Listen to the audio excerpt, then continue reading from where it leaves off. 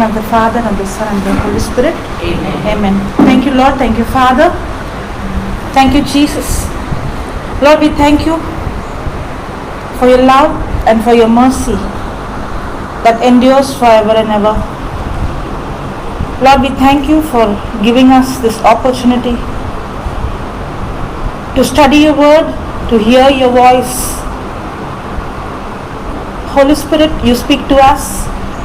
Make this teaching extremely simple and easy so that we apply your word in our everyday life to overcome every trials and tribulations that we go through.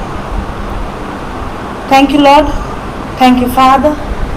Thank you, Jesus, for confirming every word of yours. In Jesus' name we pray. Amen. Amen. Praise the Lord. Praise the Lord. Hallelujah. Thank you, Jesus. Thank you, Jesus. Okay, let me start with a question. Who is a person who has hardened heart? Do we say hard-hearted person? Yes. Yes. So who is a person whose heart is hardened? Stubborn.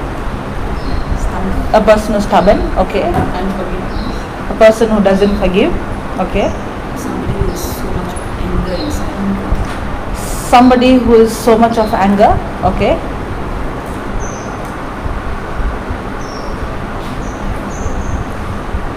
Unforgiveness. Yeah, that is told already, unforgiveness.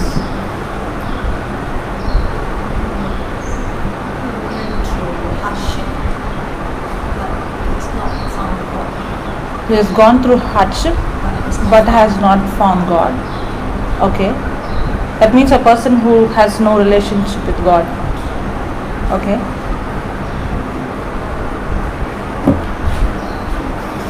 Someone has the feeling. The one, You don't care what's happening. okay. Not sensitive. No feeling. Okay. Okay. Shall we see from the Bible who is a person who has hard heart? Let's go to Mark chapter 6 from verse 32 maybe.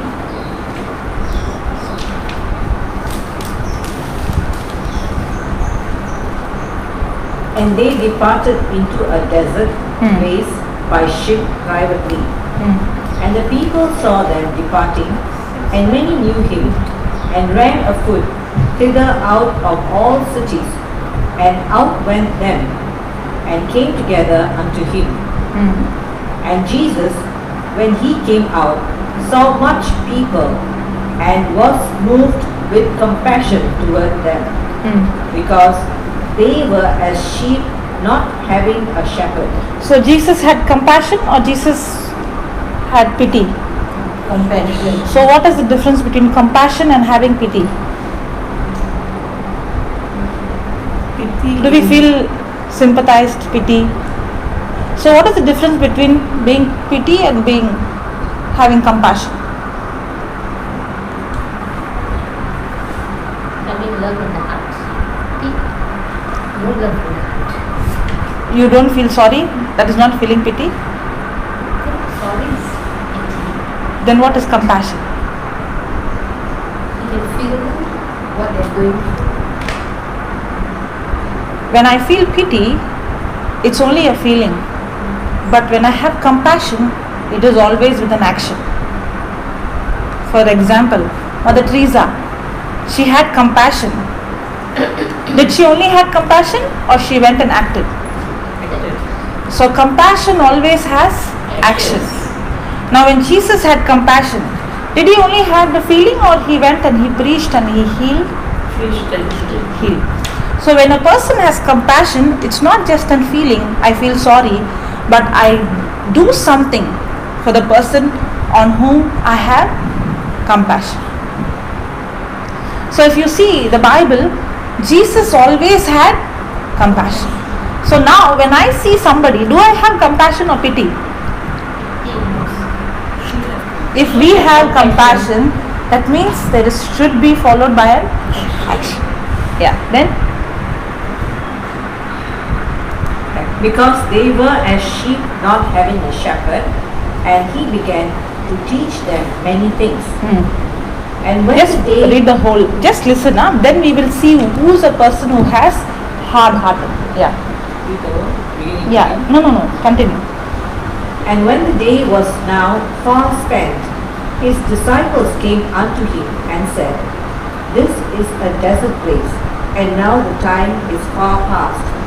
Send them away, that they may go into the country round about and into the villages, and buy themselves bread, for they have nothing to eat. He answered and said unto them, Give you them to eat. And they say unto him, Shall we go and buy 200 pennyful of bread, and give them to eat? He said unto them, How many loaves have you? Go and see. And when they knew, they said, 5 and 2 fish. And he commanded them to make all sit down by company upon the green grounds. And they sat down in ranks by hundreds and by 50s. And when he had taken the 5 loaves and the 2 fishes, he looked up to heaven and blessed, and broke the loaf, and gave them to his disciples to set before them, and the 2 fishes divided he among them all. And they did all eat and were filled. And they took up 12 baskets full of the fragments and of the fishes. And they that did eat of the loaves were about 5,000 men. And straightway he constrained his disciples to get into the ship. Okay. Now, how many were there? 5,000 men. That means the crowd must be much more than that. Correct? Now, after the meeting, Jesus is asking them to feed those people. To whom? To the disciples. Is it possible for the disciples to feed them? In the wilderness, they don't have money. Can they buy bread? Can they feed them? If something is impossible, why is Jesus asking the disciples to do something that is impossible? Because it's possible for people to do something greater. No, Jesus is testing them that when they have a lack, what is the response for them? When we are in the problem, do we expect a miracle? No, we don't. We only see what we don't have. We don't see what we have. Yes or no? When you don't have money in your hand and you have to pay the school fees, now will you rejoice? Or you will worry, I don't have? We worry, but I think we still go to the Lord. Yeah, you will go to the Lord, but yet they will be worried, right? No. Yes. You are I different. think two together. Two together. You trust in God and you worry, they both same The worry would come down. after you go to God.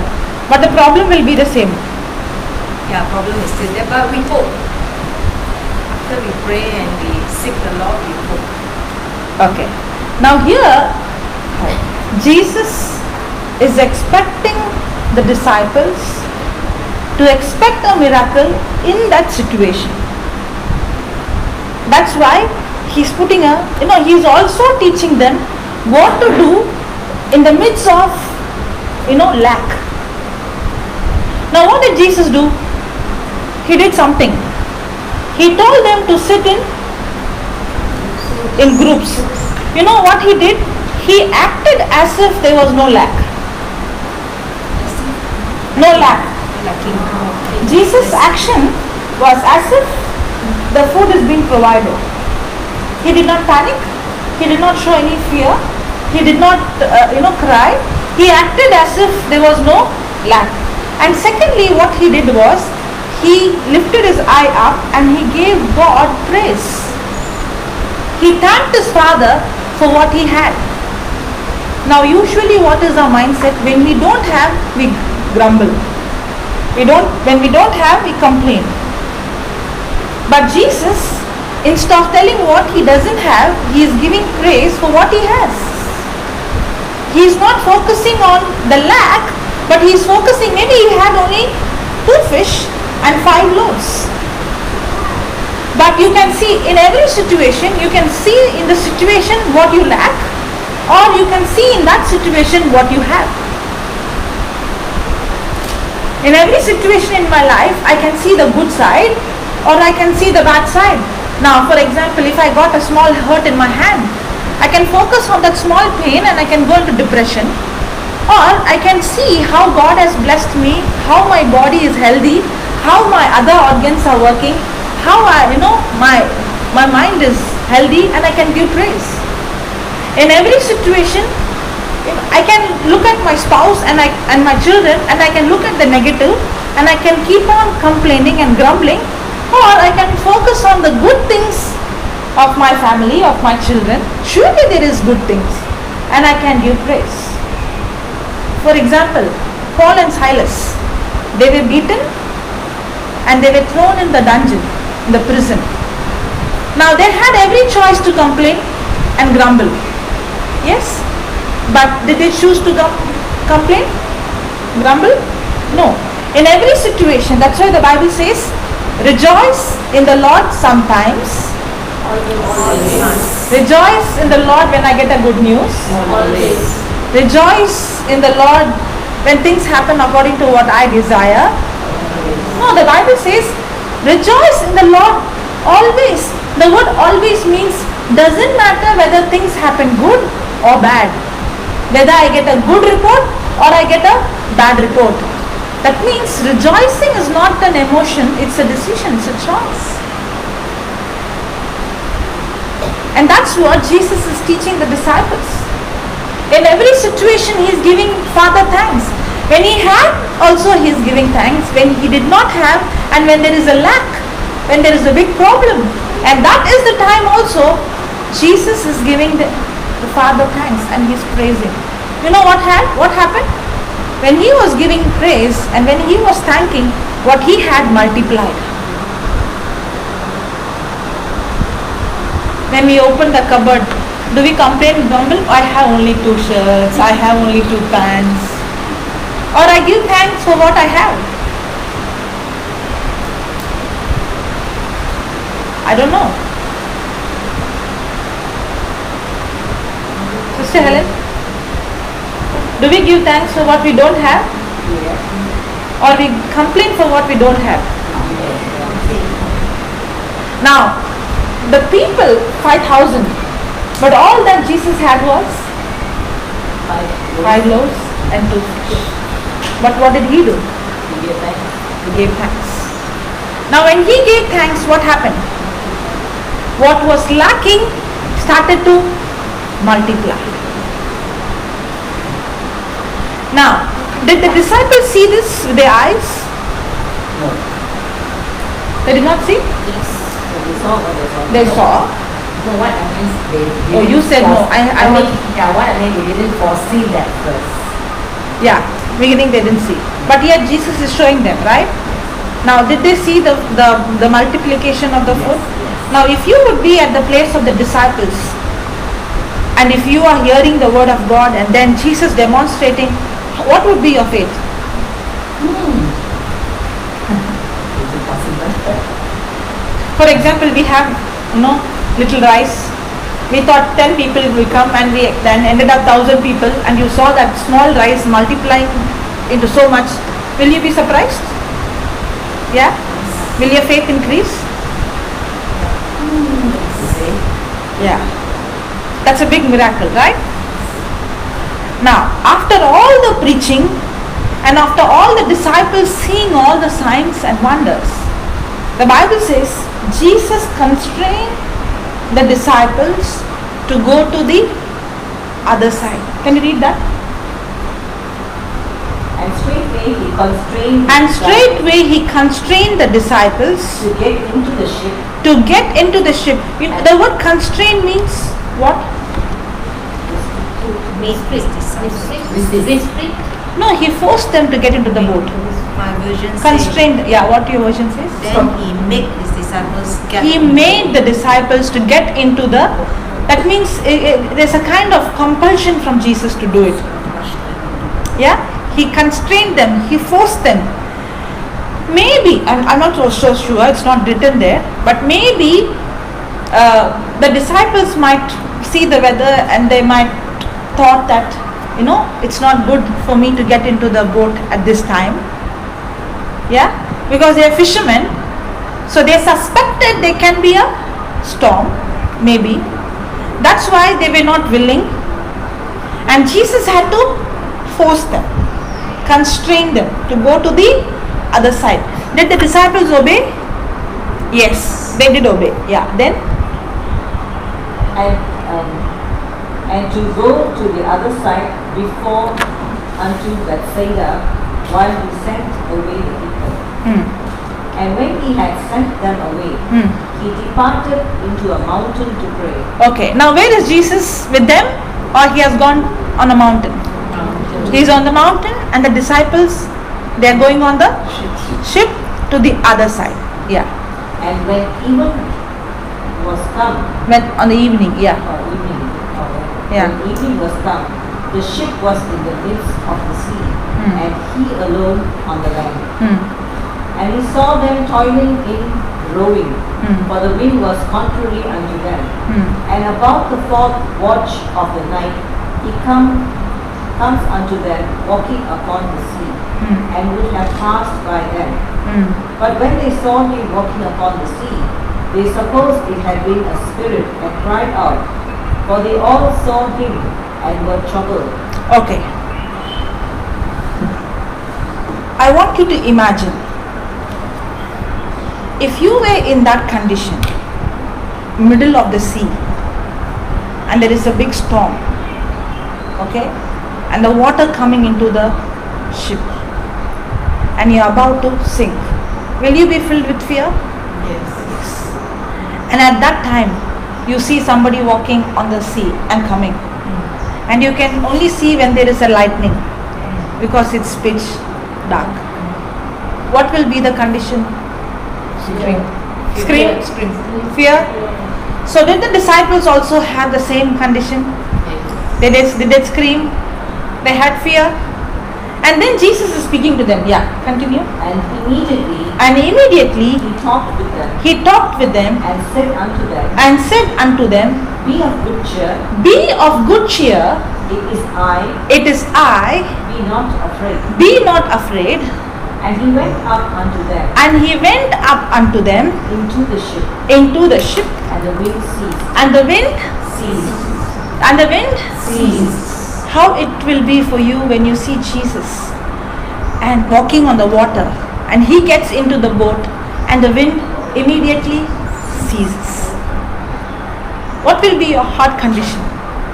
Amazed? No, now you know it's Jesus. Earlier you thought it's a ghost, but now you saw, because Jesus spoke to you and Jesus said, it's I. Do not fear. And you recognize this is not a ghost, but it is Jesus himself. Now you saw Jesus coming, walking on the water, and he got into the boat. Now what will be your heart condition? Joyful? Amazed? Yes? You must be thinking, wow, Jesus came walking on the water, and the moment he came into the boat, such a big storm, hurricane, has just stopped. It has become still. Yes? Now continue. And they were so amazed And they were so amazed in themselves beyond measure. and wondered. How they were amazed? They were amazed beyond measure. Will we also be amazed beyond measure? Yes. and wondered.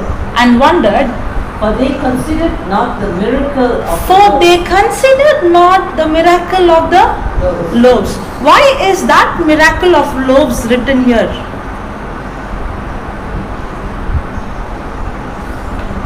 They were not touched by the incident. Okay, read again the last line. For They were were- so amazed from that. Okay. And they were so amazed And they were so amazed in themselves in themselves beyond measure and wondered, for they considered not the miracle of the loaves, for they considered not the miracle of the loaves, for their heart was hardened. for the heart was hardened. Is Jesus talking about the sinner or somebody outside the church? Or he's talking about the disciples who were with him, Disciples. who saw the miracle, who saw Jesus walking on the water? Why is it mentioned at this place that the disciples' their hearts were hardened? They were focused on themselves. Okay. Were they amazed Yes. seeing the miracle? Yes. Were they astonished? Yes. And the Bible says they were amazed and astonished. The indication of being amazed and astonished itself is hardness of heart. Yeah. That's what the scripture says. Read again. And they were so amazed And they were so amazed in themselves in themselves beyond measure, beyond measure wondered. and wondered, For they considered not for the- they considered not the miracle of the loaves, the miracle of loaves, for their heart was hardened. for the hearts were hardened. Okay. You know why the scripture says like that? Because living a supernatural life should not amaze you. Supernatural manifestations should not amaze us, especially in the midst of trials, in the midst of problem, in the midst of difficulty. When you see supernatural result happening, and if you are amazed, that means you did not expect it to happen.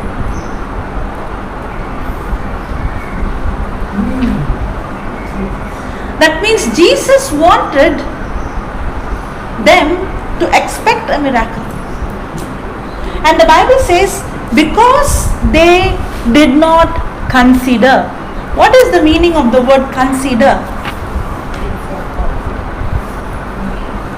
They forgot about the miracle that No, Jesus I'm just asking the meaning of the word consider. What is the meaning of the word consider? did not think. Did Okay. not remember. Okay, did not think, did not remember. Ponder, did not ponder, No faith. Did not ponder, correct?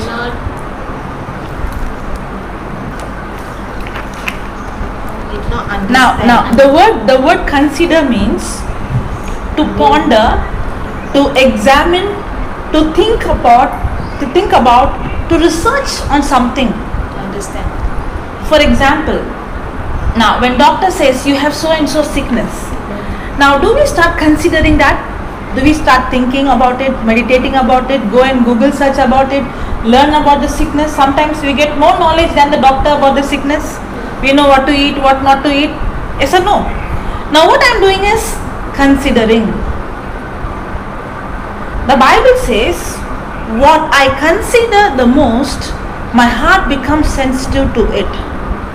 And what I don't consider, my heart becomes hardened to it. So repeat. What I consider the most, we will learn more about that. What we consider most, my heart becomes sensitive to it. Now what I spend more time, what I research more, what I meditate more, what I think more, what I watch more, what I speak more, to that my heart becomes sensitive. But what I don't focus on, what I don't meditate on, what I don't ponder on, what I don't study on, my heart becomes hardened too. Now the disciples with their own eyes, they heard Jesus preaching, they saw the miracles, but they were not considering. Read that line again. For they considered not the miracles of the loaves, For they considered not the miracles of the loaves. And the Bible says very clearly, if their mind would have set on what Jesus was doing, their hearts would have been sensitive and they would have expected for a miracle.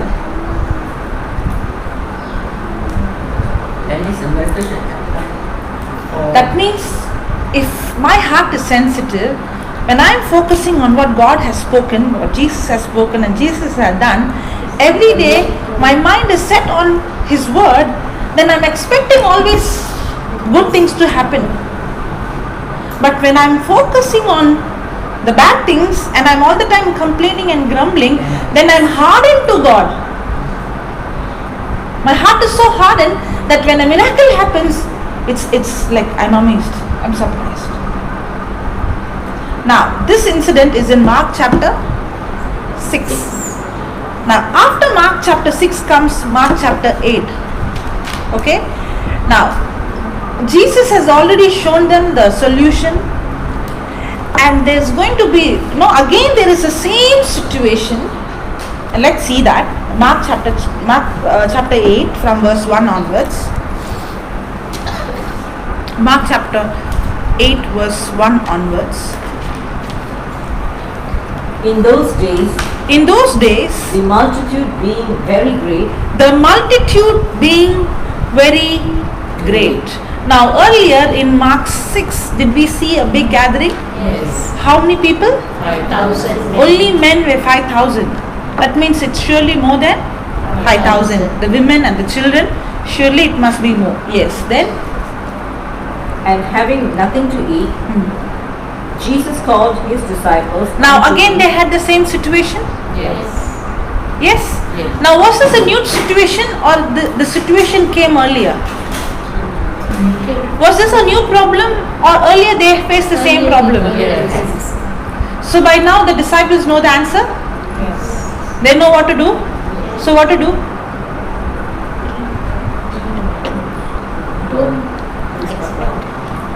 Yeah? Believe. Have faith. Now what should they tell Jesus? Jesus, last time what we did, we can do the same. We can go and bring what we had and give thanks to Lord, and we'll make them sit and we can give. Yes? Now let's see what the disciples are doing.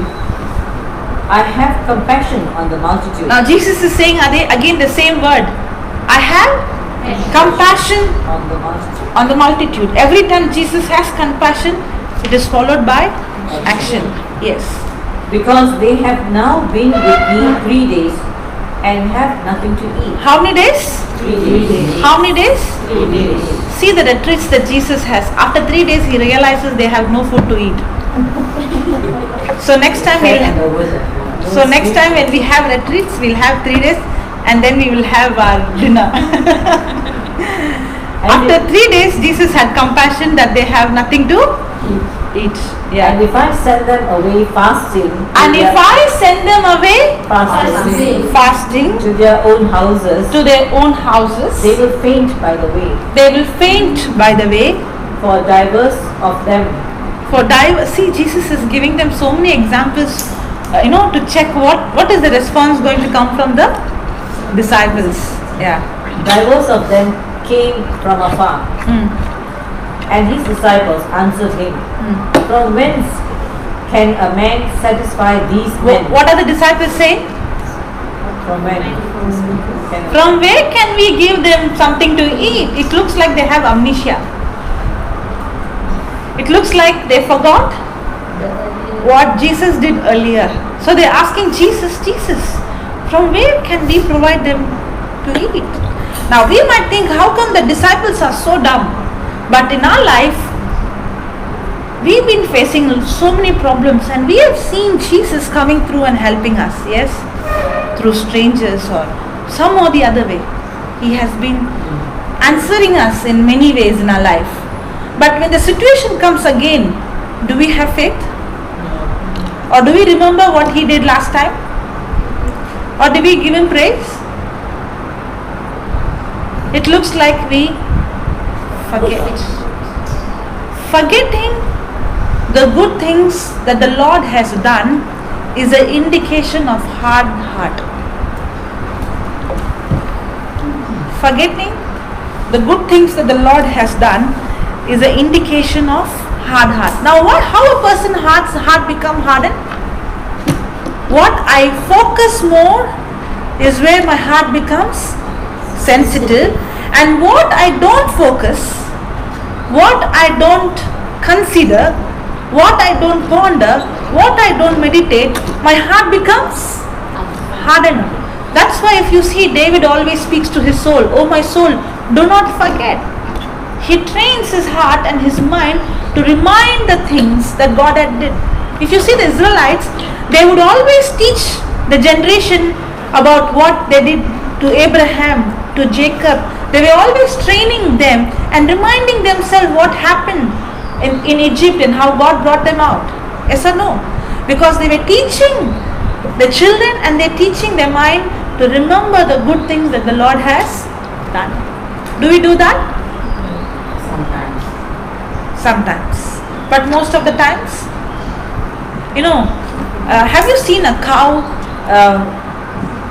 eating the grass and then it sits in a place and it keeps on chewing? Yes? In our lives, there's so many good things. Yes or no? There are so many good people. But there might be one incident where somebody came and abused me, or somebody came and hurt me, or there's something that somebody spoke to me. Now, am I going to sit and chew on the good things, or forget all the good things and pick that one negative thing, that one hurt, that one abuse? 20 years ago somebody abused me and till today I am chewing on it, like how the cow would chew. That's how we are. Yes or no? But we fail to recognize that was only one incident, but there's so many other incidents, there were so many other good people God has put in our life. Now I become so sensitive to hurt and to rejection is because we keep on pondering on it, we keep on meditating on it, we keep on thinking on it. But if you train, that's the difference between the man of God in the Bible. They were not created different, they were just like us. If you see David, what did he do? When he saw Goliath, everybody else was pondering on the weakness of them and they were seeing the strength of the enemy. But what did David did? He started to think about the strength, the past, how God saved him from the lion, how God saved him from the bear. He started to remind himself, he started to focus on the good things that happened. And that's how a person's heart becomes sensitive to God. But when we start pondering on the negative things, on the bad things, on the hurt and the rejection, what we do? We make our heart sensitive to the problem and we make our hearts hardened. That's what happened to the disciples. That's what Jesus said. Your heart is hardened because you're not considering what I'm doing and what I'm showing. Because you're all the time focusing on what is not there and you're all the time thinking on the problem, you're all the time thinking on the situation. But it's time for you to focus on the good things, on the miracles, on the words that I have spoken.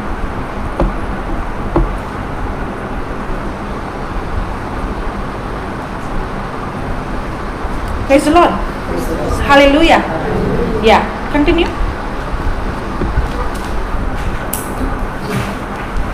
And I think I will agree with you. Yeah. I have compassion on the multitude because they have now been with me 3 days and have nothing to eat. And if I send them away fasting to their own houses, they will faint by the way, and for divers of them came from afar. And his disciples answered them, "From where can a man satisfy these men with bread here in the wilderness?" And he asked them, "How many loaves have you?" Okay. Now he is asking, I think Jesus is, helping them to Remember. focus. He is helping them to focus on the solution. He is helping them to focus on what he did in the midst of that situation. Okay? So he is asking them, how many loaves you that have. you have. Means don't focus on what you don't have, focus on what you have. And they said, 7. And they said 7. Last time how many they had? 5. 5. This time how many they have? 7. 7. More than last time? Yes. Yes. And he commanded the people to sit down on the ground, and he took the 7 loaves and gave thanks, and broke and gave to his disciples to set before them, and they did set them before the people. And they had a few small fishes. And How many they had? Few. And he blessed and commanded to set them also before them. So they did eat and were filled, and they took up of the broken meat that was left 7 baskets. 7 baskets. Last time 12 baskets. This time 7 baskets. Yeah. And they that had eaten were about 4,000. 4,000. Last time 5,000. So this time the people were less. The food that they have was more, but yet the disciples were still worried and they were filled with fear. Okay. And Jesus is once again performing same miracle and showing them that you no need to focus on what you don't have, focus on what you have. But just watch what is happening after this. Yeah. And they that had eaten And they that have eaten were about 4,000. 4,000, And he sent them away. and he sent them away. And straightway he entered into a ship with And his disciples. which verse is that? 10. 10. Okay. Come to maybe 15th or 16th verse. Yeah. Now Jesus has got into the boat. Yeah. And he charged them, saying, Take heed. That is which verse? 15. Okay. Read the previous one. Now the disciples had forgotten to take bread, neither had they in the ship with them more than 1 loaf. Now what happened? The disciples forgot to bring the bread. So they are in the ship journey and they don't have bread to eat. Yeah? Now what must be happening? Fear? Or come on, just now we saw Jesus multiplied 7 loaves. And last time we saw Jesus multiplied 5 loaves. Now we don't have anything. Now again they are going to panic or they are going to praise? Praise? You should praise, but you won't. Yeah, then read. And he charged them, saying, Take heed, beware of the leaven of the Pharisees, and of the leaven of Herod. And they reasoned among themselves, saying, Is it because we have no bread? And when Jesus knew it, he said unto them, Why reason you, because you have no bread? Perceive you not yet? Okay. Now Jesus understood that these disciples' hearts were so hardened that no matter how many miracles they see, no matter how many times they hear the voice of God, the word of God, they could not see any good thing. Did we see the Israel people? They are seeing with their eyes, but their hearts were hardened. They were only complaining and grumbling. Even though they saw miracles and signs and wonders, their hearts were hardened. And now Jesus is giving the symptom for hardness of heart. Read that. And they reasoned among themselves, saying, Is it because we have no bread? And when Jesus knew it, he said unto them, And when Jesus knew it, they said unto them, Why reason you? Why reason you? Because you have no bread? Because you have no bread? Perceive you not yet? Perceive you not yet? Neither understand? Neither understand? Have you your heart So hardened? Yet hardened? Is your heart yet hardened? Having eyes, Having eyes, see you not? see you not? And having ears, And having hear you. ears, Hear you hearing not? And do you not remember? And do you not remember? These are the symptoms of a hard-hearted person. What is that? Not understanding, not able to see, not able to hear, and not able to remember. Did Jesus say that?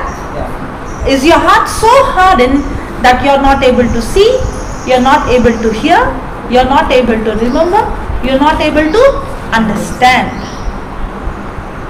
This is the symptom of hardness of heart. You can write down the symptoms of hardness of heart: unable to understand, unable to see, unable to hear, unable to remember.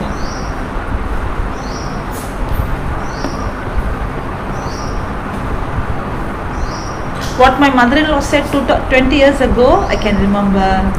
What I heard last week, the Sunday Mass, the scripture, I forgot.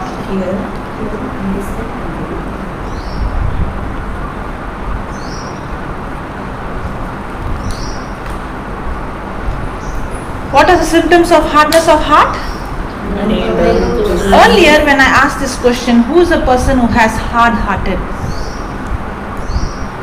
What was the answer? The person who doesn't believe in God, the person who doesn't forgive, the person who has no mercy. But the Bible, Jesus very clearly says about hard-hearted person.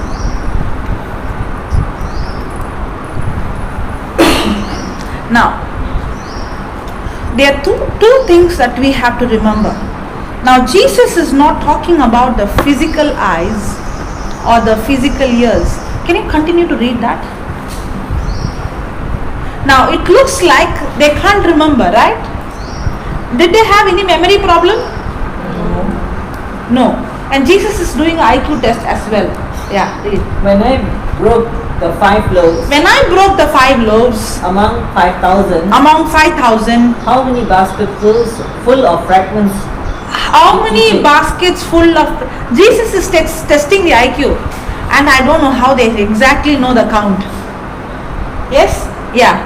And they said unto him, 12. And they said unto him, 12. 12. And when the 7 among 4,000, And when the 7 among the 4,000, how many baskets full of fragments? how many baskets full of fragments did we take? How many? And they said 7. And they said 7. Did they give the right answer? Yes. That means they did not have memory problem. The memory, it's not talking about physical memory. It's not talking about a person who has hardness of heart.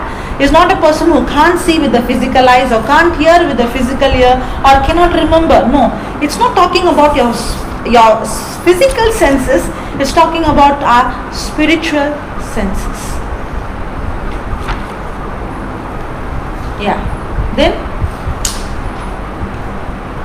When the 7 among 4,000,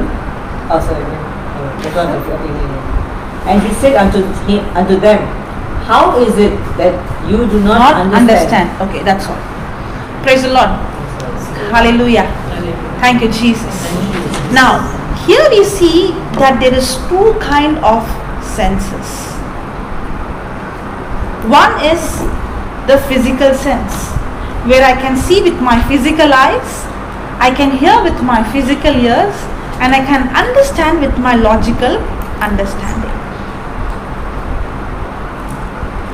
In the same way, there is another sense, that is spiritual sense, where a person has the capacity to hear, see, and understand things that is beyond his senses. Now, how does this spiritual sense gets activated?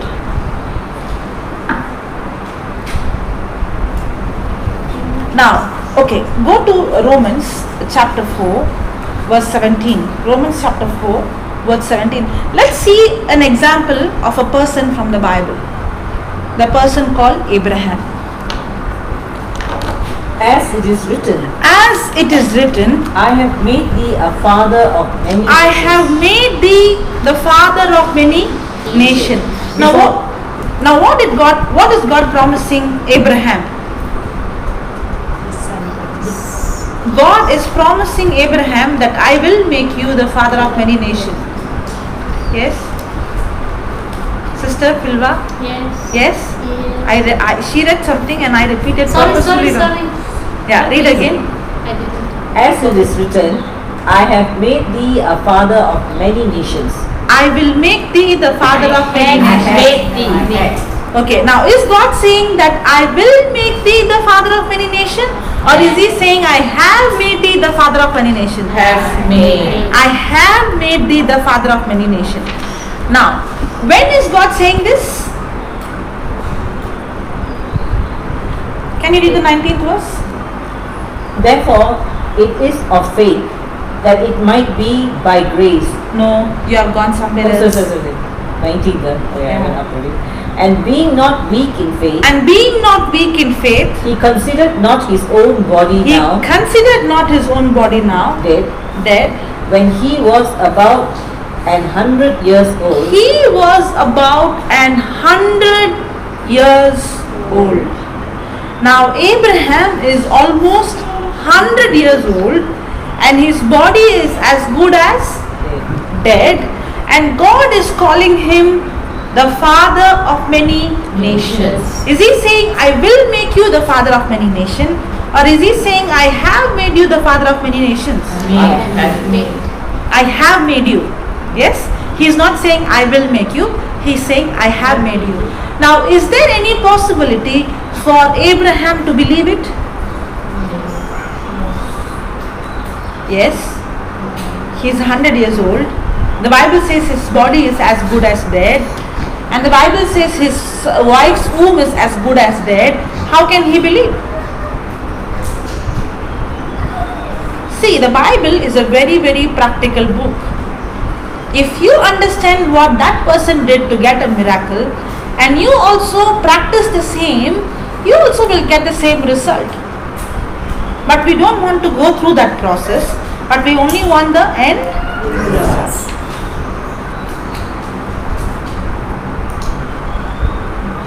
The same Abraham, if you see in the book of Genesis chapter 15, he says, Lord, I am afraid, for I am childless. Genesis 15 verse 2 says that. Where Abraham is telling God that I am childless. And God had to come and tell Abraham, do not fear. That means Abraham was just like you and me. He was filled with fear and he was speaking his problem. Means he was considering, he was focusing on his weakness. And he was speaking his problem, I am childless. But then after that, Abraham did something. When God said, I have made you the father of many nations, read the 19th verse slowly. And being not weak in faith, And being not weak in faith. And being not weak in faith. And being not weak in faith. Abraham was not weak in faith. The reason is, read.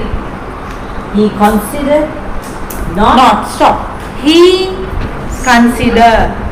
Did we see the same word consider in Mark chapter 6 and Mark chapter 8?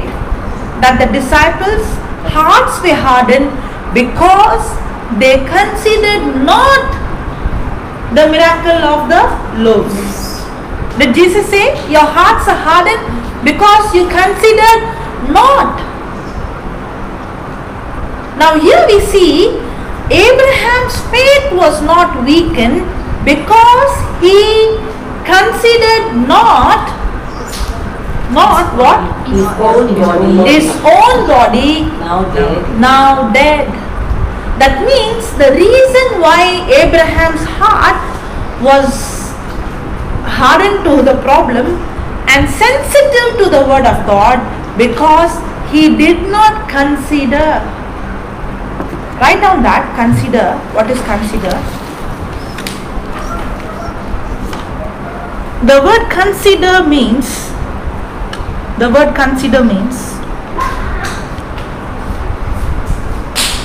to study, ponder, deliberate,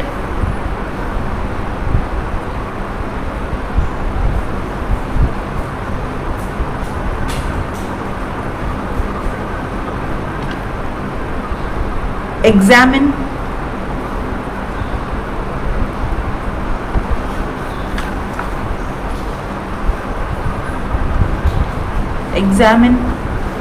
or think upon,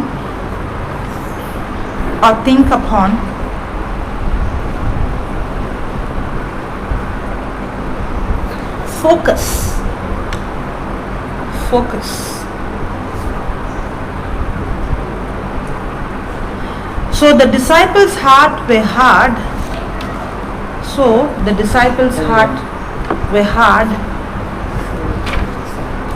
Hearts were hard since they didn't focus.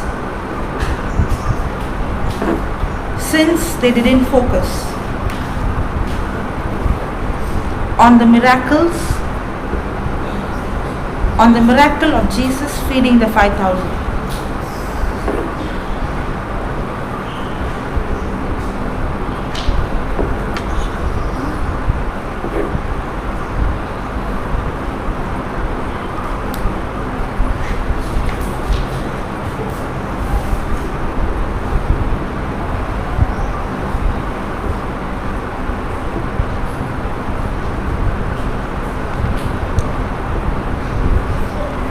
If we do not seek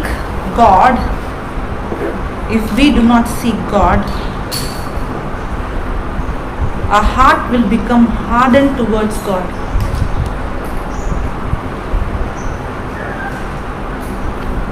If we do not seek God, our heart will become hardened towards God. When I say God, means His Word. In the beginning was the Word, and the Word was with God, and that Word was God. Yes? So if I'm seeking God, means it's not talking about that emotionally, but me seeking the Word. If you are more focused on anything, write down. If you are more focused on anything,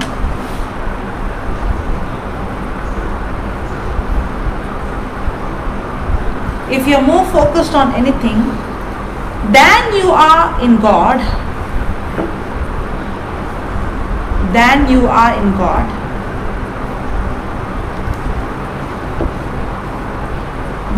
are sensitive to that thing,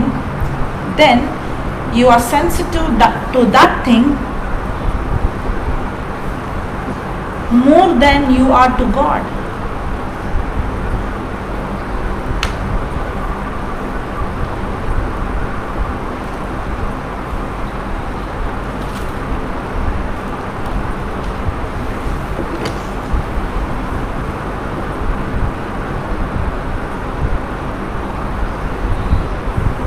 Praise the Lord. Okay, so we see Abraham, his faith was not weak because he considered not his own body. That means he stopped thinking. Now what did God say to Abraham? To count stars. Now by counting stars somebody will get children? No. Why did he tell him to count stars? Because all that Abraham is thinking is, I am childless. In his imagination is all about his problem. Now what God promised is, your descendants is going to be countless, like the sand. Correct? As long as Abraham's imagination is going to be, I am childless, he is going to remain childless. Because what I am focusing on, what I am meditating on, what I am imagining on is what I am going to make my heart sensitive to.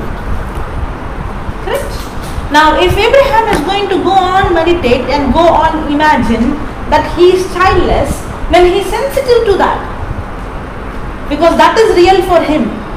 When he is going to focus on I am childless, what God promised? That he is the father of many nations. His heart becomes hardened to what God promised, and his heart becomes sensitive to what he is seeing right now. Now my heart can either be hardened to the spiritual things. If my heart is hardened to the spiritual things, then my heart is sensitive to the physical things. It is just the vice versa. If my heart becomes sensitive to the spiritual things, then my heart becomes hardened to the physical things. What I am focusing more. Now, God told Abraham to count the stars because God wanted him to change his imagination from childless to countless. As long as he is going to see himself childless, he is going to remain childless. As long as he is going to focus that he is childless, then he has made his heart sensitive to that. That becomes for him real. Correct? Now when he is going to focus on countless, now every day in the night he is looking at the stars and he counting the stars. Now when he is, have you ever counted stars? But have you tried? Yes. I tried. Yeah, okay. So now when we start counting stars, in the beginning we see only few stars. Yeah. But then when you start counting, then the stars keeps appearing. And then at one point you realize I can't count. Correct? Yes. It keeps on multiplying. Now when he is doing that, God is telling him, this is how is your descendant. Now what he is focusing, is he considering his body dead or he is considering what God promised? God promised. Read that 19th verse again. Romans 4:19. And being not weak in faith, And being not weak in faith, now he considered not his own body, he considered not his own body, now dead. now dead. Okay, I'll give my own life example. When I was small, I had problem in reading and writing like other children. My IQ was low. Okay, so they sent me out when I came to 9th standard, because 10th standard in our country is public exam. Okay, so all the schools want to have centum, 100% result. So that was the time my principal told my parents that this is her capacity. If she can't go beyond this, because they just passed me, but I can't read and write like other children. My thinking and all is fine, but I had problem in reading and writing. So they sent me out from school, and now I'm at home. My parents are trying me to put in some or the other school, but everybody looks at my mark, all 1 digit, 0, and nobody wants to take me. And already when I was in a different school, I studied in every class. First standard 2 years, second standard 2 years, third standard 2 years, all 2 years. So already my age also is. And my parents didn't want me to continue again. Already 17 years and now I'm continuing to do. Then there is no way I can come out. But then they put me in a special school and all those things. But I did not have any relationship with Christ, even though I am born in a Catholic family. I was just going for church and praying just for the sake of, But then I always had this question. Even I went and asked my father. My catechism teacher is saying that I came from Adam. My science teacher is saying that I have come from monkey. Which one is true? My brilliant father gave me a brilliant answer. When you study catechism, forget science. When you study science, forget catechism. But when I got these teachings, the best thing is I got it as a CD. Okay? I don't need to read because I had problem in reading. I started to hear. When I started to hear, I understood God is a God who never speaks what he sees. When God saw Abraham childless, he did not call him childless. When he saw darkness, he did not say there is darkness. When he saw a blind man, he did not call him blind. When he saw a possessed man, he did not say you are possessed. When he saw a dead girl, he did not say she is dead. My God is a God who speaks what He wants, but not what He sees. And that's the time when I understood the scripture, Proverbs chapter 18 verse 21, life and death is in the power of your tongue. And when I started to understand, it was not easy. You know why? It was as a brain knowledge, but not practically. It was mismatching. I got the scriptures here, but I did not get the scripture here. I understood that by His stripes I am healed, but I could not see the healing. I understood that I have the mind of Christ, but I cannot see the mind of Christ manifesting because I still struggle to read and write. Now what I did is, I started taking some scriptures, not many, some scriptures, which is very related to me from that teachings which I heard and from that white book. I took some scriptures like Isaiah chapter 11 verse 2, the spirit of wisdom is upon me, the spirit of understanding is upon me, the spirit of counsel is upon me, the spirit of might is upon me, the spirit of knowledge is upon me, the spirit of fear of the Lord is upon me, the spirit of holiness is upon me. This is one scripture. And the other scripture, I can do all things to Christ who strengthens me. And the other one, I have the mind of Christ and the knowledge of God is formed within me. Okay? And at that time, we are not used to speak in English. I do know English, I do understand English, but we are not used to speak. Okay, and I also write this, thank you Holy Spirit for teaching me to speak in English. Now, most of the time, I would have this challenge that the scripture is true, but I am still struggling. Okay? You know why? Because my heart is very sensitive to the problem. Because the problem is very real for me. From childhood, I never seen anybody getting lesser mark than me until I went to the special school. When I went there, that was different. But when I was with the other children, I had never seen anybody like me. So what is there in my mind is, I cannot. I'm useless. I am a slow coach. All these things are there in my mind. So that is real for me. My heart is sensitive. Now what is my heart sensitive to? What I think more, what I consider more, what I ponder more, what I imagine more, what I think upon more, what I study more, what I examine more. To that is what my heart is sensitive. So for me, what is real? That I am sick. I was also, my immune system was weak. So my parents used to be very careful with what food I eat and what I have to drink. If the climate change, the food change, I'm sick. So I've been very sensitive to what I was. But then when I took the word of God, my heart did not become immediately sensitive. It was still hardened. That's why it was difficult for me to believe I had the mind of Christ. Because everything in me is saying, come on, you have the mind of Christ. You don't even remember where you kept the key for few minutes ago. You can't even understand an ordinary mathematical calculation. You have the mind of Christ. But then, that's what happened to Abraham. What happened to Abraham was, Abraham, his body was talking to him so loud. Now, he knew, he's so sensitive to his problem. He knew that he is old. There is no chance that he will have a child. There is no chance that his wife will have a child.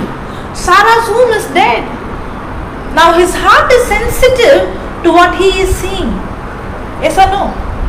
But hardened to, when God came and said, I have made you the father of many nations, can you accept it? Come on. Because your heart is hardened to it. It was the same with me.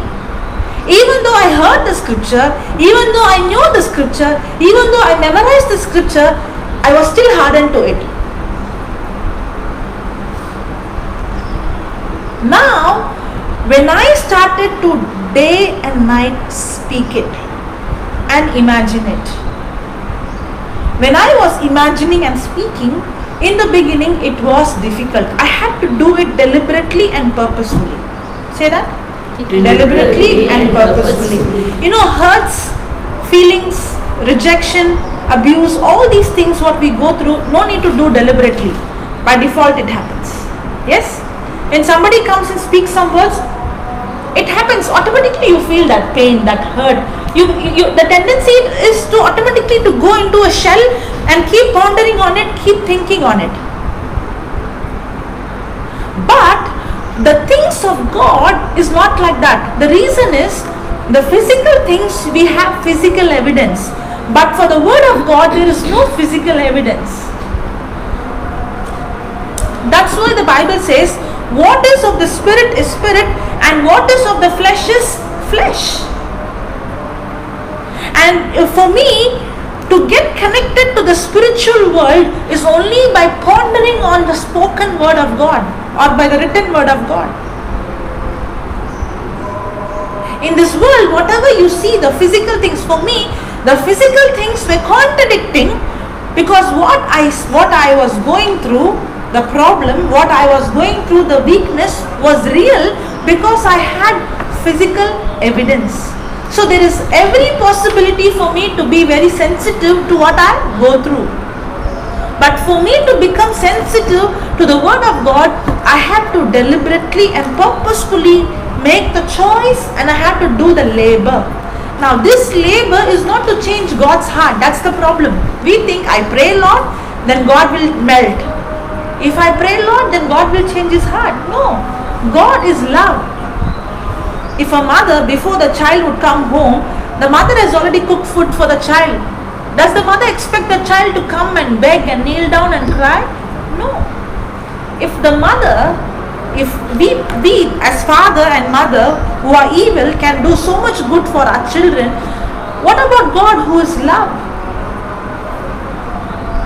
If we understand his love, then our prayer life would change.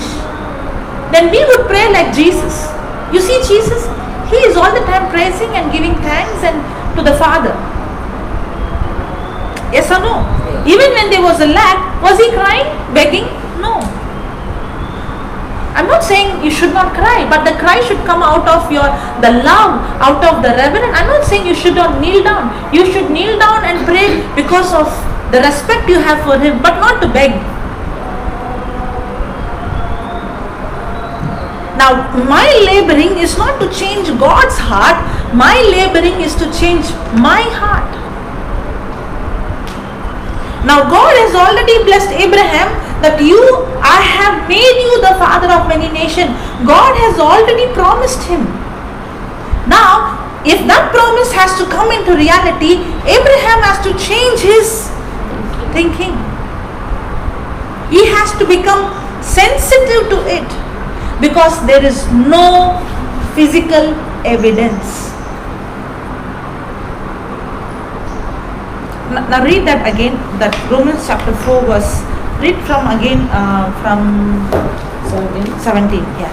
As it is written, I have made thee a father of many nations. I will make, or I have made? I have made you the father of many nations. Before him, the NRSV, the RSV says, in the presence of God. The word comes, in the presence of God, Abraham believed.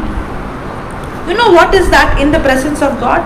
In the presence of God means when Abraham started to consider, when he started to count the stars. Now it's not just counting the stars, he's reminding himself, he's changing his imagination, he's changing the picture according to what God promised. Now when you are going through a trial, a situation, what is that you are imagining? What is that we are imagining? When doctor gave you a report, you have so and so sickness. Now what was running in your imagination? I'm in trouble. You're in trouble. Yes. But is there a hope given in the Bible?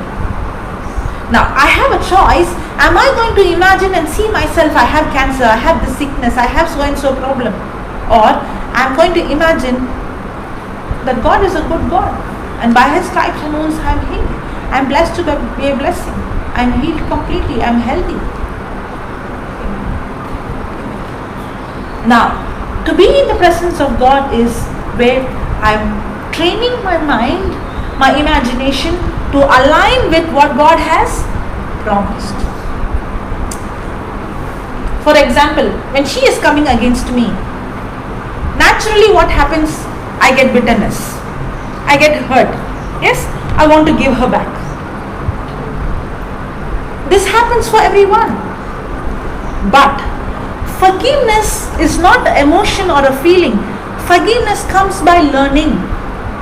Forgiveness comes by a person who deliberately make a choice to make his heart sensitive. By default, nobody can forgive. The Bible says Jesus learned to be obedient. Jesus himself, he learned, he studied. He deliberately, desperately made, his heart sensitive to the will of God.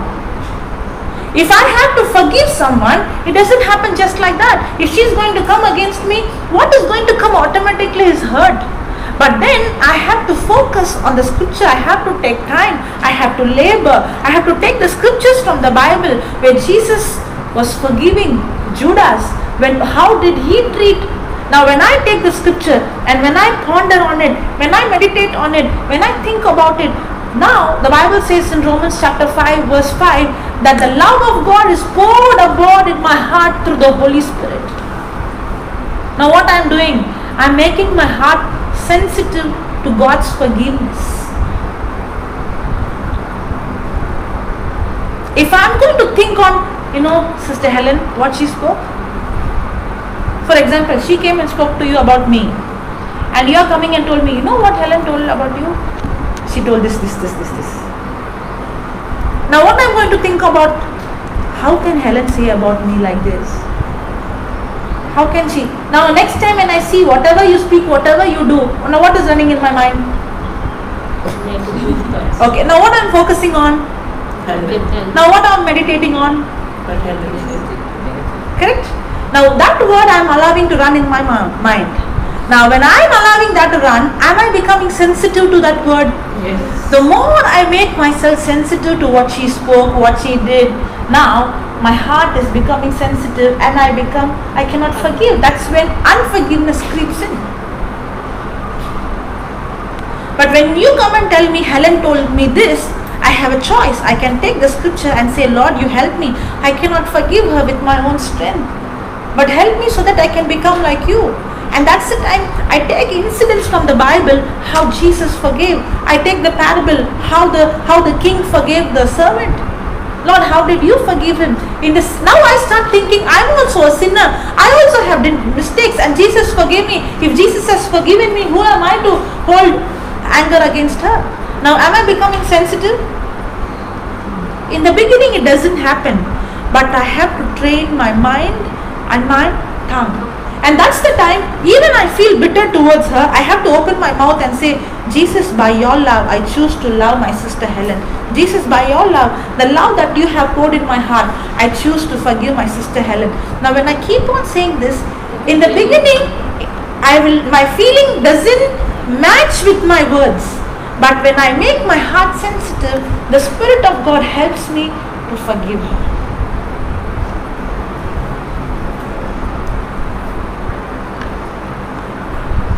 Now I'm sensitive to His words. Now when I keep on speaking the word of God, you know what happens? What she spoke, I'm not considering. What she did, I'm not considering. When I'm not considering what she spoke, when I'm not focusing on what she spoke, then my heart becomes hardened to it. Then there is no pain. What I'm focusing, what I'm considering, what I'm meditating, what I'm imagining, what I'm thinking, my heart becomes sensitive to that. But what I'm not focusing, what I'm not considering, what I'm not thinking, my heart becomes hardened to it. So I have to choose what is my heart going to be sensitive to and what my heart is going to be hardened to.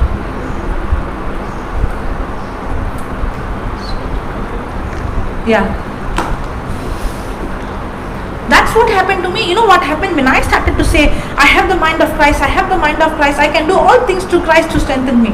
I can do all things, I did not say. I can do all things not with my strength, but through Christ. Now what had happened was, at one point, I started to believe what I said. In the beginning, I was not believing it. I was only saying it. When I kept on spending time with that scriptures, when I kept on doing it day and night. Now why I was doing it? Because I needed help. Because I cannot cope up with others. I could not face. For me, I couldn't even face to go to go to a class, to go to the school, to be normal with others. So for me, the word of God was like everything. I had no other option. I was pushed to to take the word. But then when I started to do that, slowly and gradually, I saw that the things which I started to speak and the things that I started to imagine, my heart became sensitive. And that's how my action changed. And that's how I was able to continue my education. That's how I went back and joined, and I did my degree, I finished my master's, and that's how I was able to work in a company. Even though I resigned my job and I came into full-time now, the company which I was working, even today, I go and teach for the employees who were my colleagues. And the director and the director's family, they are in touch with me. You know why? Because they say this word of God we never knew is so practical. And they are not Christians. Means not the whole family, they are all mixed. But praise God. It doesn't happen like a magic. It took more than 20 years for Abraham. You know that? It did not take God for more than 20 years. It took for Abraham for more than 20 years. To renew his mind, to change his thinking, to see from, to change his focus from his weakness to what God has promised. And that's why God is teaching the disciples, if you're going to only focus on what you see, then your hearts are hardened. The reason why you're amazed is because your hearts are hardened. Your heart is not supposed to be amazed. You must be so sensitive that you should expect a miracle. When you are in a problem, you should expect that there is a way for you. When you are going through difficulties, you should expect that there is, God who is doing things supernaturally. Yeah, it's already done it, the manifestation.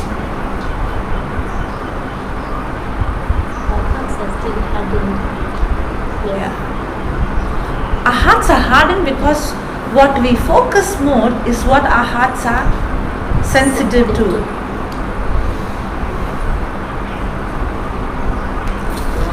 That's why every day what I expose myself, the youth at this time and the youth 30 or 40 or 20 years ago, is there a big difference? Yes. The reason is what they are exposed to, what they are watching day and night, because of the media, because of the internet. Now what is happening? Because of the information, the hearts are becoming sensitive to it.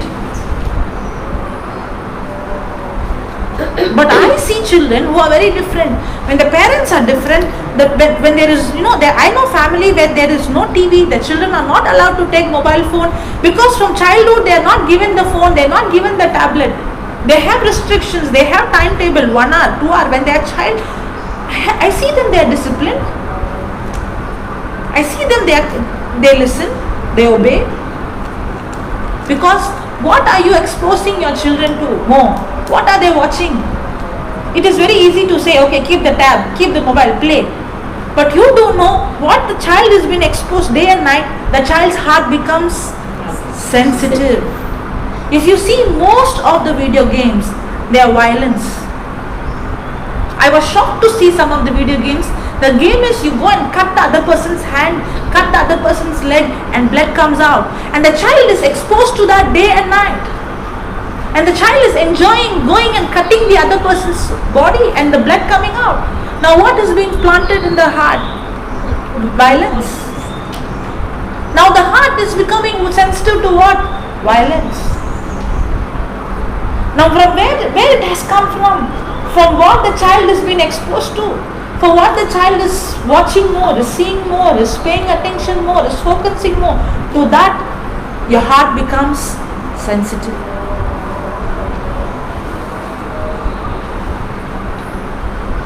Very simple. If I want God's way, God's word to manifest, then I have to spend time.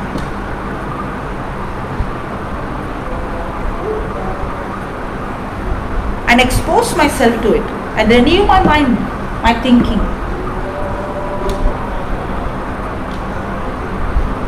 Praise the Lord. Praise the Lord. Hallelujah. Hallelujah. Thank you, Jesus. Thank you, Jesus. Any questions? The children shall become psycho already. No problem. There is nothing so, bad that God cannot turn it around. For example, see the prodigal son. Even though he went to the pit, did God change it all around? Yes. So there is, you don't think that, okay, I have, everything has gone wrong. But yet, the first thing I tell you, if you try to change your child by going and telling them, do this, do that, it won't work. But when you start to change yourself, your words, your nature, now when they see you, they get attracted to you. And it's not just your life. When you start praying and speaking faith over their life, especially the Bible says that the laborers are few and the harvest is plenty. And the Bible also says pray for laborers. Now, if my mother would come and tell me, I won't listen. But maybe if you come and tell me, I listen. Or my friend will come and tell me, I will listen. So God knows what kind of people to put in their life. That's why it's very important for a parent to pray for the right connection, right laborers to come into the family. That's what in that book, if you see, there's a prayer for unsaved loved one.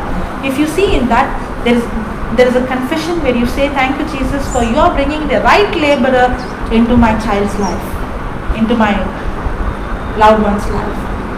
So God knew whom to send when you speak that faith. I wanted that wish thinking they all saved.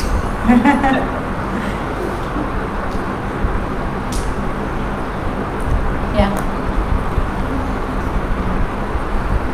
Healing. Yeah, you have any pain? Pain, okay. So Jesus will heal you? Jesus will heal you? Will Jesus heal you? Okay, now listen. Take 1 Peter chapter 2 verse 24. Did Jesus say, I will heal you, or did Jesus say, your faith has healed you? Your faith has healed you. Correct? So if when you operate in faith, then you will see the healing. Yes? Okay, now just listen to the scripture. Yeah. He himself He himself bore our sins in his body on the cross, so that free from sins we might live for righteousness. Can you read the other translation which is simple? Correct. Yeah. We might live for righteousness. We might live for righteousness. By his wounds. By his wounds. You have been healed. Again, read again. Last time. By his wounds you have been healed. You have been healed. You will be healed. You will be healed or you have been healed. Okay, but the scripture says you have been healed. Now, okay, can you see a water bottle here? Yes. Do you need faith to believe there is a bottle? Because your eyes can see, you don't need faith. So then why do you need faith for? To believe something that your eyes cannot see. Correct? Now, the scripture says that you are already healed. Can you feel it physically? No. But are you ready to believe that you are healed? That is faith. If you are going to say, if I can see, I don't need faith because I can see. In the same way, the Bible says, by His stripes I have been healed. I cannot feel it, but I choose to believe I am healed. That is faith. Which you cannot sense, cannot see. So will Jesus heal you?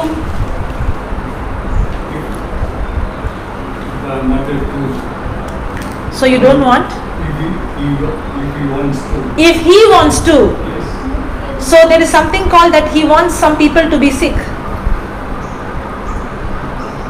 I've not seen anybody You have not seen anybody what? healed. You have not seen anybody healed? Some people have not seen. Okay, you have, in the beginning you had any problem? What problem you had? Back pain. Back pain. How many years you had? Oh, that one was just that week only. I had. That week. But now you have? No. How you They got asked me healed? to bend. I thought I'm not supposed to bend because it happened because I bent. You were bedridden, right? No, my back pain started because I bent down and I got up and I had that whole thing cold, like locked. Locked. Ah, okay. Yes. Now I forgot it. Okay. Okay. But I thought I'm not supposed to bend. And you're asking to bend, I was like, Hesitating. okay, I just take the risk and follow what you say. See whether I actually can or cannot bend. Okay. But I didn't. Now you bent and you got No, healed. on that spot you asked me to bend. I didn't believe that actually I could bend, but I bent down, nothing happened. No pain now. You're healed. Yes. Okay, before But you what got I meant is, healed. I thought I cannot bend because it was on hold. But when I had doubts whether I can bend or not. But I trusted But you gave me the right answer when I asked you, will Jesus heal you? You said no, Jesus has already healed me. Yeah, that was after that. Okay. So what I'm trying to say is, when you asked me to bend, I thought I cannot bend because it's been locked. You know? But you were able to bend. But I trusted what you say. And I you said, did. I take your word, So you did even though I had something. doubts. You did something that was contradicting to what was happening too. Yeah, but yes.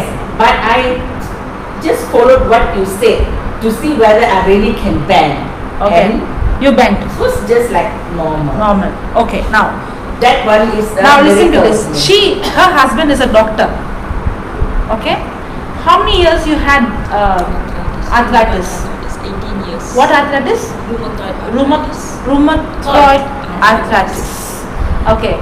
Once a person gets this sickness, can that person be healed medically? Medically, no cure. No cure. Rheumatoid arthritis. Forgive me for the pronunciation. Just arthritis. Yeah. Cannot be healed medically, and her husband is a doctor. Okay. How many years you had? 18 years. 18 years. Now, do you have any pain? On the spot, okay. Right Yeah. now, no. No. Okay. But the day you got healed, after that the pain came back, and there was a fight that you did. Is it that? No. On the spot, when I got the healing, I had excruciating pain.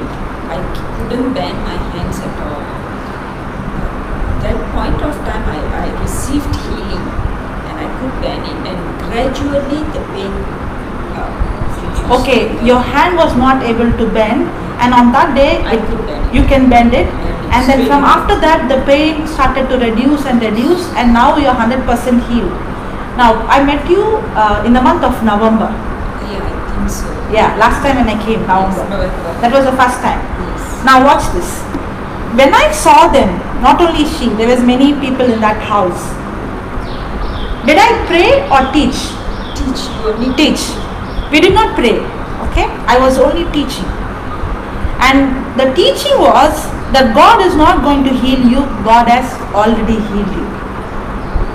When she renewed her mind, she started crying. Did you? Because she understood that she is already healed. The moment she changed her thinking, the healing automatically came into her body. Nobody prayed.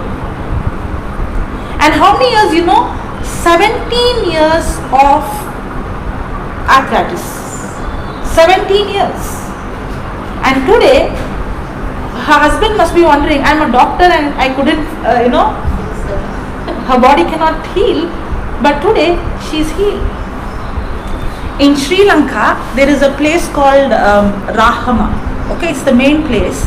And there is a government hospital at Rahama, main hospital. In that hospital, every time I go, we have a session with the doctors, especially with the head of the departments, the consultants. How I got chances, one doctor who was coming for Papa Johnson's meeting, okay, she's a Catholic, she comes for the meeting, and she was watching all the videos. So when he heard that I am coming, she somehow fixed the meeting, okay. And when I went first time to that hospital for the meeting, it was very challenging. You know why it was very challenging? First of all, they're doctors and they're all ahead of the department, and that hospital is one of the biggest hospital. It's a government hospital, and I'm meeting all the department head. And one doctor, she is what is that? Anesthetician. She is the consultant of anesthesian department. Okay, she is the senior most person among everyone. Now she is retired. At present, she is retired. This sister, Dr. Nimasha, she is the student of, she is the one who's been sowing the seed from a long time. She's been meeting the doctors because even though the doctors, they have problem, they need help. So she's been sowing the seed. But she is not a consultant, she's only a doctor. She just finished education and she is a doctor, junior doctor. But she has been planting the seed from a long time. And on that day when I went, she'd been inviting the head of all the departments. And this doctor, who is learning about, who's an expert in the pain pathway, she's an expert in studying about pain. She has told her, somebody is coming to teach me about pain. She has given a smile. And she told her, but even then I will come and see what is she going to speak. Okay? She comes. Thank God I don't know the other part of the story. When you know, then the knowing will stop me, right? Human tendency. Thank God she did not, Dr. Nimasha did not tell me anything. She only took me directly to the hospital. This doctor, she sits right in the first row. And I am given only 1 hour. Okay? And in that 1 hour I share my testimony and I preach about Mark chapter 11. Okay? About speaking to the mountain.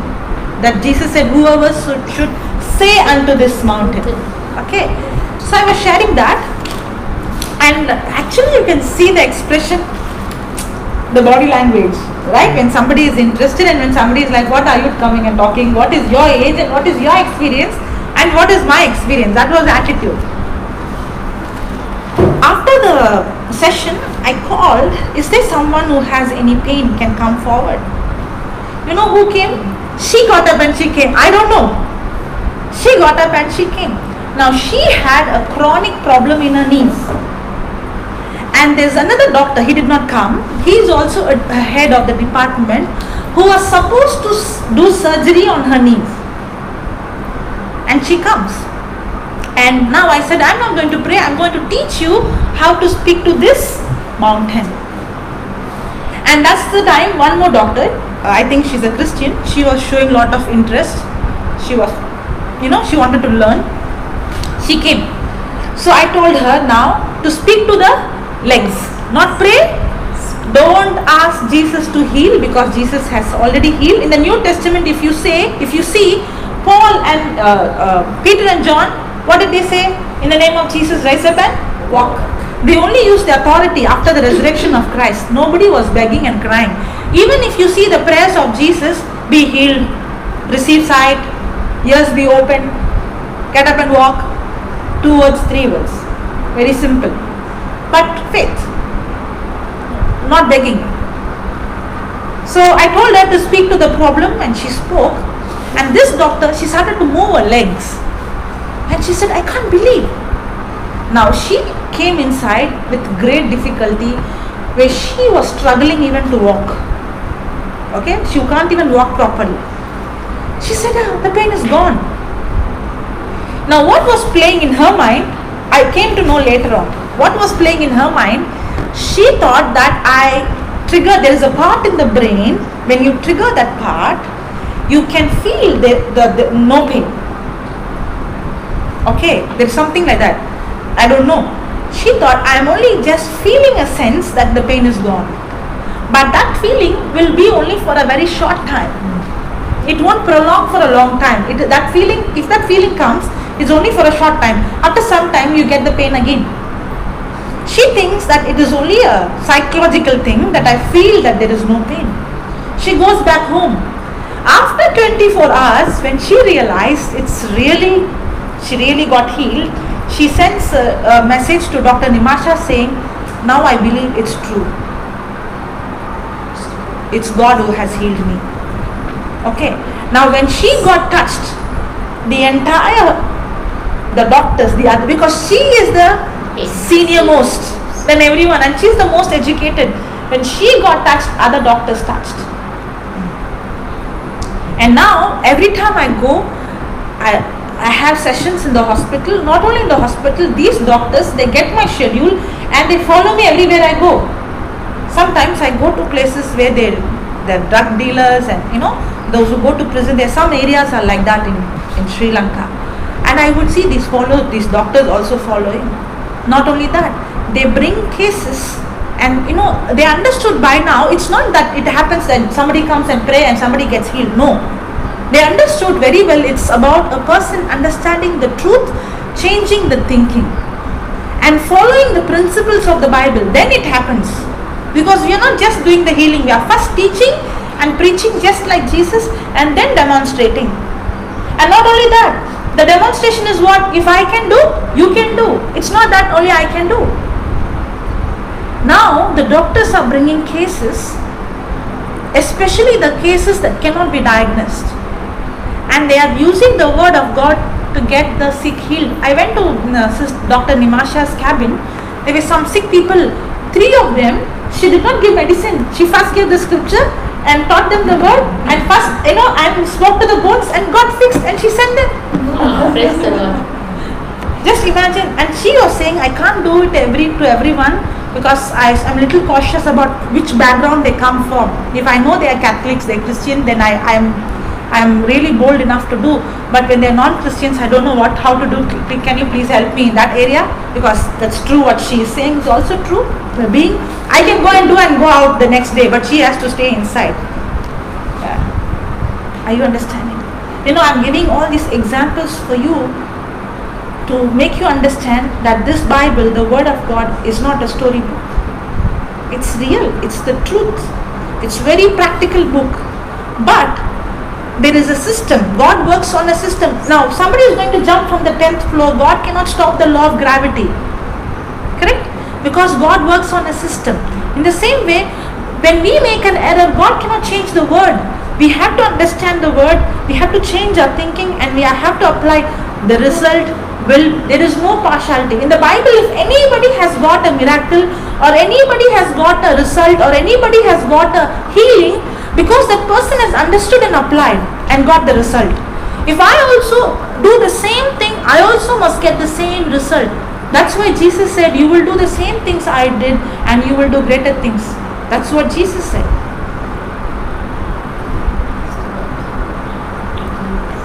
Yes? If this 17 years of arthritis is gone, it's not because God loves her more and loves you less. No. The Bible says in Hosea chapter 4 verse 6, my people are destroyed for lack of knowledge. Okay? So will Jesus heal you? By your senses, He will heal you. But according to the word of God, He has already healed you. The healing is not going to happen The healing is available. For example, if you have a bank account, you might have money in your account, but there is something called you have to put the card and put the right number to withdraw what belongs to you. In the same way, in your spiritual account, the healing is already given. Now you need faith to withdraw what is already given to you. Yes? Okay, just close your eyes and see Jesus on the cross. The Bible says in Psalms chapter 22 that every bone of Jesus was out of joint and his bones were visible. The book of Isaiah chapter 52 says that Jesus was so disfigured that nobody can identify that he is a human. He was so disfigured that nobody can recognize that he was a human, because Jesus took all our sickness, our pain,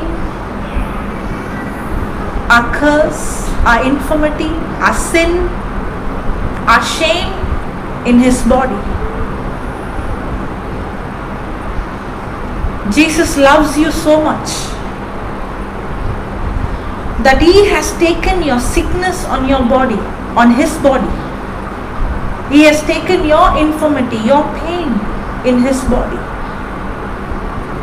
He's talking to you, my son, you no need to suffer, because I suffered for you in your place. As you are seeing Jesus on the cross, the pain and the sickness in your body is going into his body, and the healing power from him, from his wounded body, is flowing into your body. Jesus loves you. He is talking to you, my son, I love you. I suffered for you. I took all your sin, all your guilt, all your shame, all your pain on me. You no need to suffer, because I suffered on your place.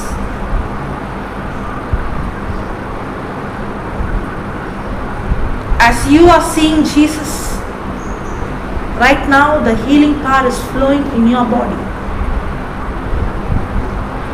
Can you say this, brother? Jesus? Can you say, Jesus?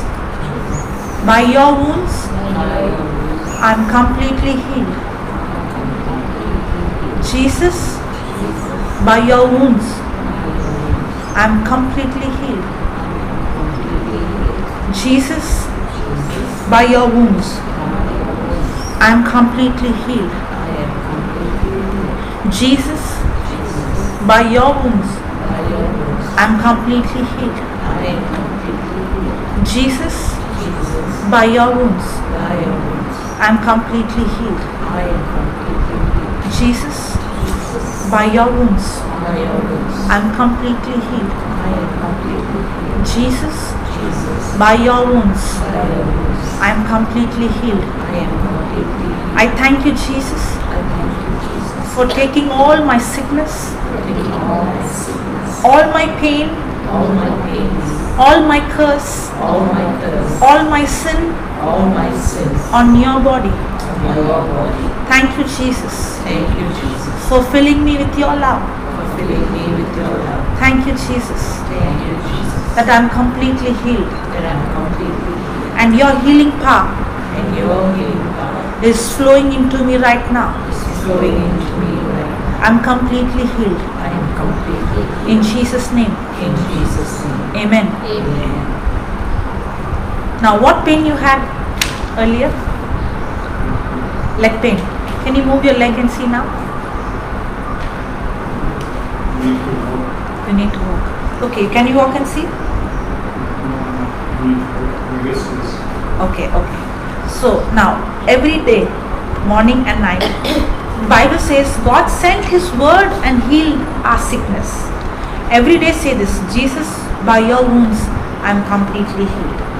Jesus, by your wounds, I am completely healed. When you keep on saying this and when you keep on walking, now you will see that sickness is no more there in your body. But you have to see here that you are healed in your mind, in your heart. You have to imagine, you have to visualize, you have to believe that Jesus has taken your sickness, that you don't need to suffer because He suffered on your place. Praise God. What happened? No, he's saying that only if he works for a long distance, he will come to know. Not now. Not now. Not in short. Short distance. So I will walk back and forth. Oh, shall we try? Will you walk up? Yeah. Come. And when you're walking, say this, Jesus, by your wounds, I am completely healed. Completely healed. By your wounds, I am completely healed. Jesus, by your wounds I'm completely healed. Jesus, by your wounds I'm completely healed. Jesus, by your wounds I'm completely healed.